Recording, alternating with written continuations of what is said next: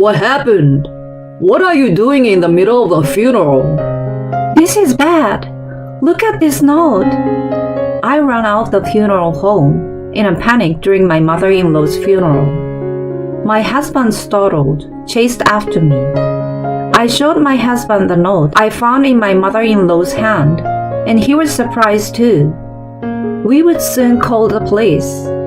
My mother-in-law and I had been close, as if we were a real mother and daughter, before my husband and I got married. My mother-in-law was very special to me, because I had lost both of my parents. I am very happy that I married my husband, whom I love, but I'm also very happy that I became accustomed to my mother-in-law. Then, my mother-in-law suddenly passed away. She fell from a balcony. During her funeral, I held her hand in the coffin and found a note with the most frightening thing written on it. I am Jane, and I'm 30 years old, and I have an office job. My husband Mike is 2 years older than me and works in sales. We were both students in the music club at the same university. We only talked occasionally during our college days because we both were in relationships. My husband is a very good singer and writes wonderful songs that cheer us up when we listen to them. The band in which my husband sang was the most popular in the music club, and I think it was at the level where they could have gone pro. I remember that I looked up to my husband and felt a little sad when I heard that he was going to quit the band and get a regular job after graduation. A few years after graduating from college, I went to a live music club to see a band I liked and happened to run into him again. We were both there alone, and we had a lot to talk about after a long time, so we ended up having dinner together after the show. We had dinner together after the concert, and there was no end to our conversation, so we decided to go to karaoke. Mike's singing voice was as beautiful as it had been back then. I was happy to know that he was continuing to play in a band while working. After that day, I often went to live concerts and dinners with Mike. No matter how many times we went, we always had a lot to talk about. And before we knew it, it would already be past midnight. We had known each other for a long time, and we liked the same bands, but I didn't think we would have such a good rapport. Mike seems to feel the same way, and we started dating a few months after we met again. After I started dating him, I was so happy every day. Of course, I enjoyed seeing Mike every day, but I also enjoyed going to the occasional live concert where his band performed. Mike introduced me to his mother, who had come to see him perform for the first time of many times. Hello, I'm Jane, Mike's girlfriend. I nervously introduced myself. You don't have to be so nervous.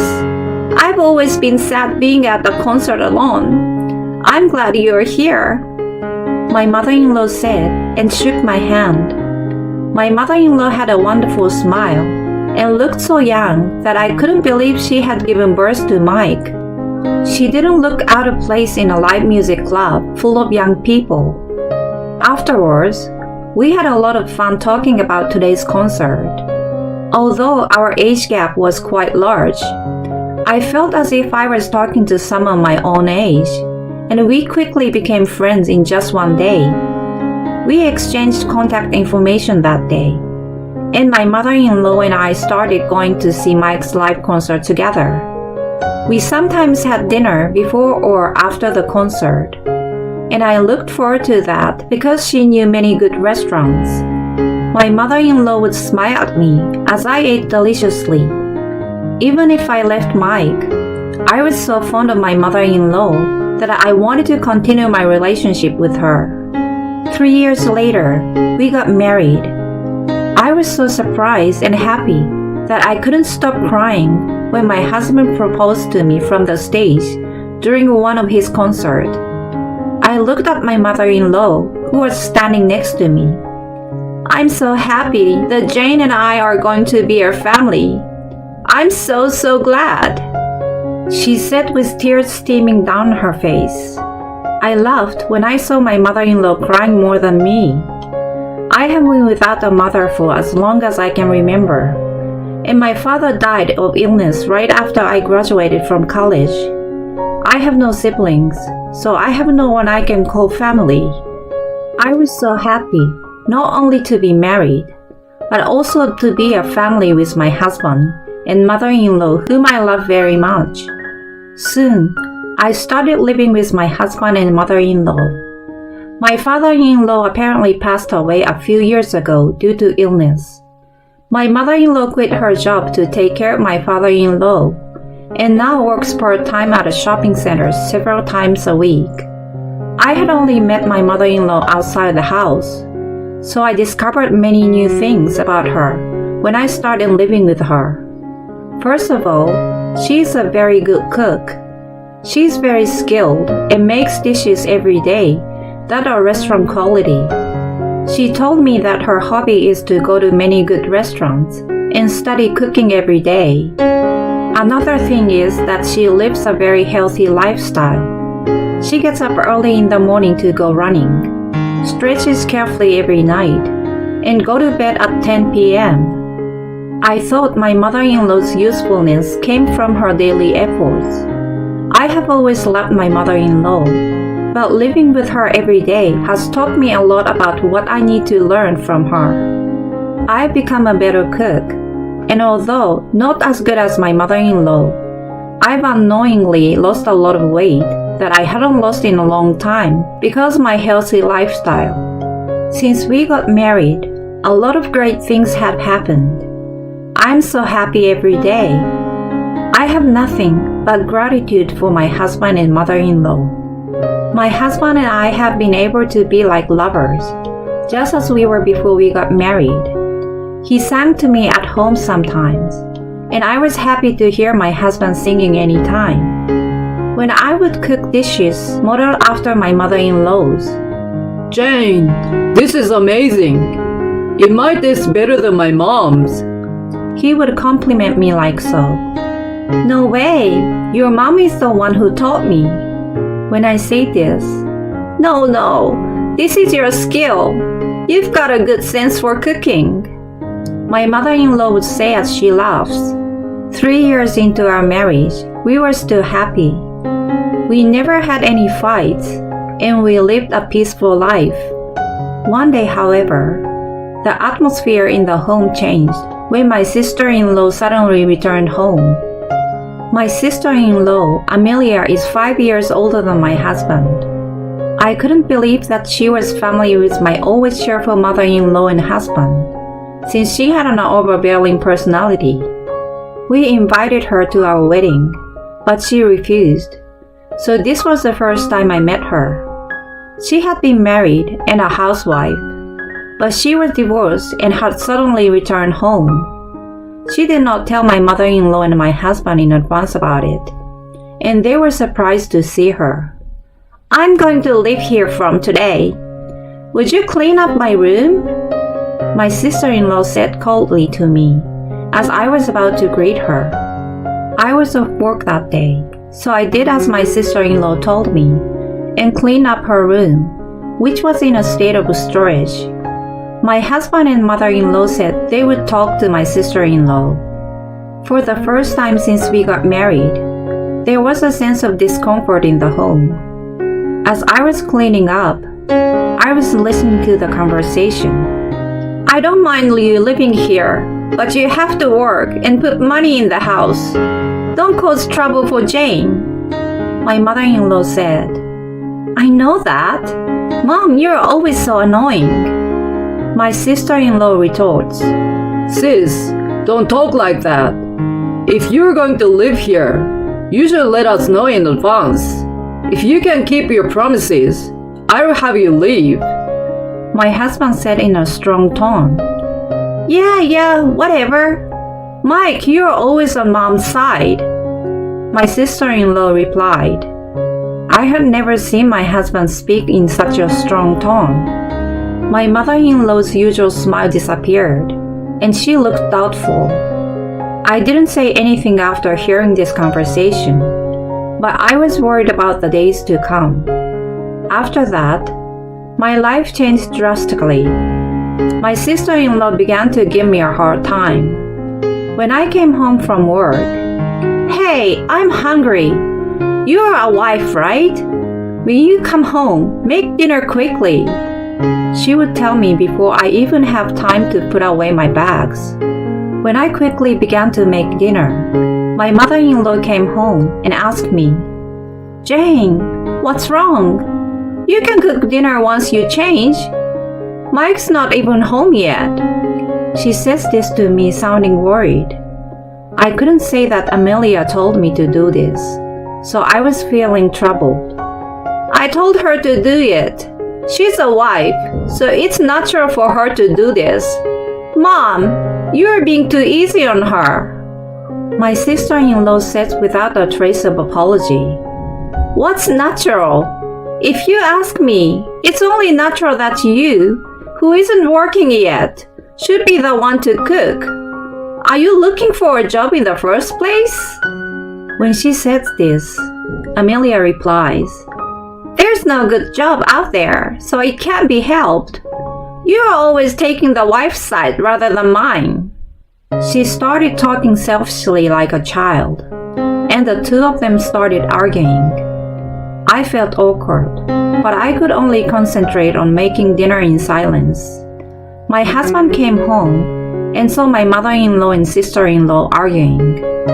Hey, what's going on? Amelia, did you say something selfish again?" Amelia replies, "Why is it my fault? You didn't even listen to my side of the story. In the first place, that wife of yours," and she pointed at me. "Jane is not to blame. Stop blaming others." And then the arguing continues. "I get it now. Both of you stop it. The food Jane cooked is getting cold. Let's eat dinner." And my husband calms them both down. I felt bad because I was the one who started it. I'm glad my mother-in-law is protective of me, but that makes my sister-in-law angry. I didn't know how to behave properly anymore. After my sister-in-law went back to her room, "Jane, I'm really sorry. If she says anything to you, you tell me right away." "Jane, I'm really sorry. My sister has always been like that," they told me. After that, my sister-in-law would give me a hard time, and there were many times when my mother-in-law would defend me, and they would end up arguing. Each time, my sister-in-law would say, "I can't believe you take the wife's side instead of your own daughter's." I think my mother-in-law is not only taking my side, but she's angry with my sister-in-law because she's the cause of the problem. But it hurt to hear her say that. And when the two of them argue, my husband gets angry too. It got to the point where there would be a fight at least once a day. My sister-in-law says she's looking for a job, but there's no sign of her starting to work at all. She does not do any housework and spends most of the day in bed or on the couch looking at her phone.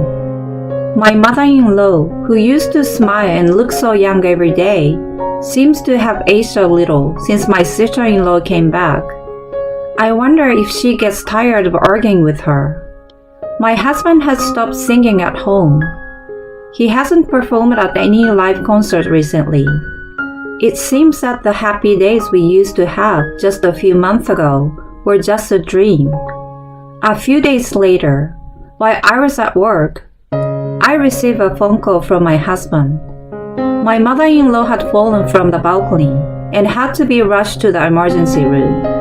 Since we live on the 5th floor, I was so worried about my mother-in-law that I left work early and headed for the hospital. However, by the time I arrived at the hospital, my mother-in-law had already passed away.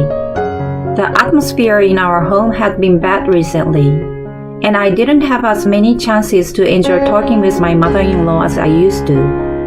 I couldn't stop crying for a long time. thinking that there were so many things I wanted to talk about and do with her. My sister-in-law was at home when my mother-in-law fell off the balcony.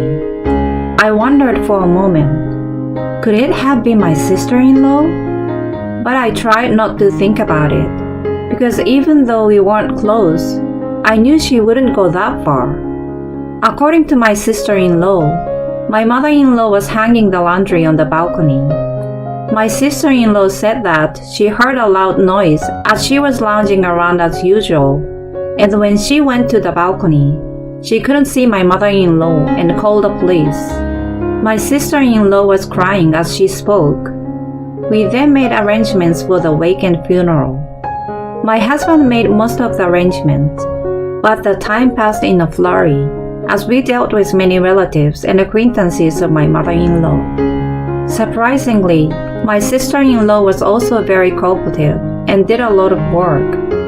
I decided to concentrate on sending my mother-in-law on her way during the funeral. At the end of the funeral, I said goodbye to my mother-in-law in the casket. As I recalled everything that had happened to my mother-in-law from the day I met her until now, I was filled with many thoughts and feelings. With tears streaming down my face, I took my mother-in-law's hand for the last time and found a small piece of paper in her hand. When I took it out, it looked like a torn piece of a notepad.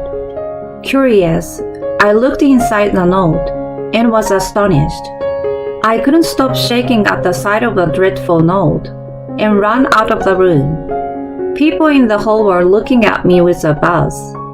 As I was outside crying and shaking, my husband came after me. What happened? What are you doing in the middle of a funeral? My husband seemed angry. Of course he would be. I just ran out in the middle of a funeral. With trembling hands, I showed him the note. This is bad. Look at this note. The note in my mother-in-law's hand read, It's Mom's fault for always taking the wife's side. If you had taken my side, none of this would have happened. Your favorite wife will be next. And it was written in my sister-in-law's handwriting. It was like she was saying she did it. It's not conclusive evidence, but it might be something. Just imagining how she must have felt writing such a note was terrifying. I was afraid to even look at my sister-in-law's face. All I could do was run away. But, what the hell is this? I'm going to go talk to the people in the hall, so wait here. My husband couldn't hide his emotions, but he knew he had to be firm, and he handled it calmly. Jane, it's okay. I'm with you. We'll get the police to do something about it. It's better for Mom. My husband said, hugging me as I trembled. My husband told the people in the hall what had happened, showed them the note, and they called the police. I waited there shaking. My sister-in-law came outside and asked me, What's going on? Don't you think it's disrespectful to my mother to be flapping around during a funeral? Why are you outside? You're insane. Then my husband said, Shut up and sit inside, he said loudly. My sister-in-law returned to the hall with a strange look on her face. I guess she didn't think we had seen her note. The attendee also looked at us strangely, but the funeral proceeded to the end, and when they finished putting my mother-in-law in the hearse, the police arrived and took my sister-in-law to the police station. My sister-in-law said, I don't understand. Why should I go to the police? What did I do? She was in a rage the whole time. My husband and I looked at her coldly as she was being taken away by the police.